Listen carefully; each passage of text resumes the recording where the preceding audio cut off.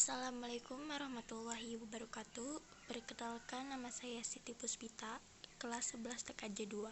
Saya akan mempresentasikan tugas dari Administrasi Sistem Jaringan atau disebut ASJ tentang pengetahuan pencegahan virus COVID-19.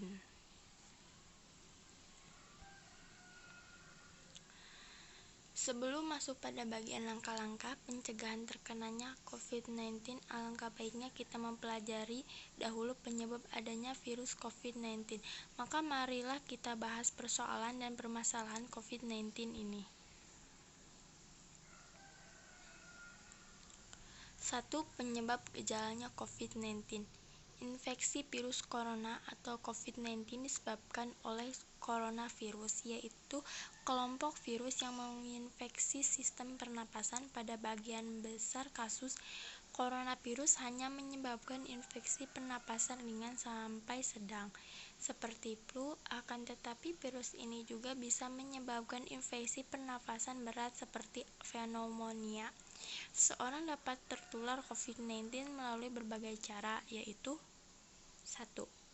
Tidak sengaja menghirup percikan ludah dari bersin atau batuk penderita COVID-19.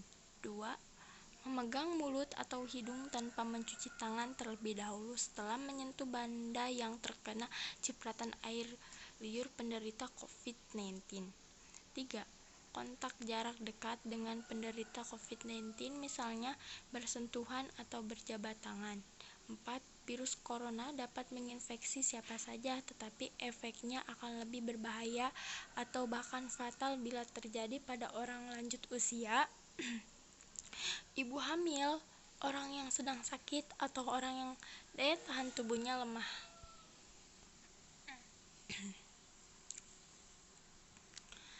2. Langkah-langkah pencegahan COVID-19 pada saat memasuki ruang lab komputer. A. Memakai masker. Menggunakan masker disarankan bagi orang yang berpergian untuk mengantisipasi penularan virus corona. Virus ini terdapat pada percikan air liur orang yang sakit ketika ia bersin, batuk, atau bahkan saat berbicara. Penularan terjadi ketika percikan air liur terhirup orang yang ada di sekitar. B. Cuci tangan. Langkah awal dan yang paling sederhana ialah merutinkan cuci tangan. Bapak Ibu guru bisa berkoordinasi dengan petugas kebersihan sekolah untuk memastikan tersedianya sabun untuk cuci tangan. Selain itu, imbauan kepada siswa untuk lebih sering cuci tangan juga perlu dilakukan, mengingat para siswa kadang lupa untuk menjaga kebersihan tangan selepas pas di kantin atau melakukan kegiatan lainnya. D.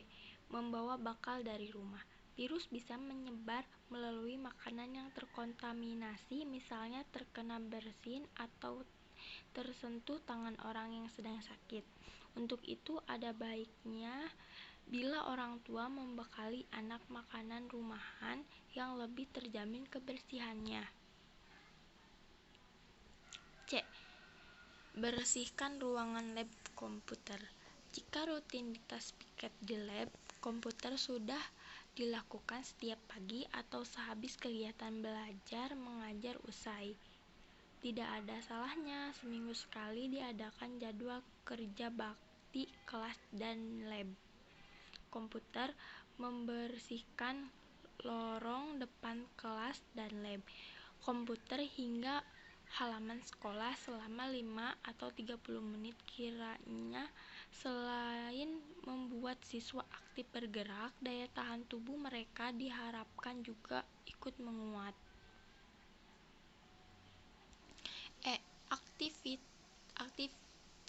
Aktifkan ruangan UKS.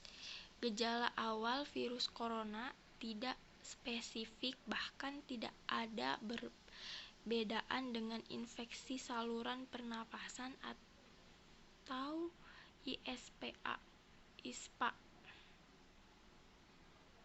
seperti batuk dan pilek, bisa berupa demam, batuk, sesak napas, nyeri tenggorokan, hidung tersumbat, lemas, sakit kepala, dan nyeri otot. Untuk itu, guru dan orang tua disarankan untuk tidak salah prosedur seperti percaya pada cara-cara mencegahnya dan menangani di media sosial yang tak jelas sumbernya.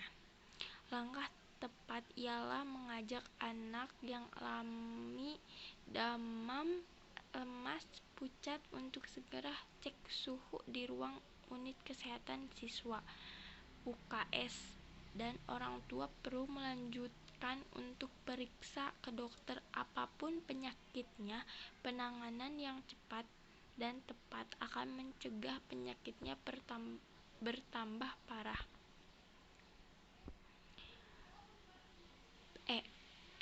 Permudah izin tidak hadir. Kadang beberapa sekolah tetap menyarankan siswa masuk meski memiliki gejala tidak enak badan.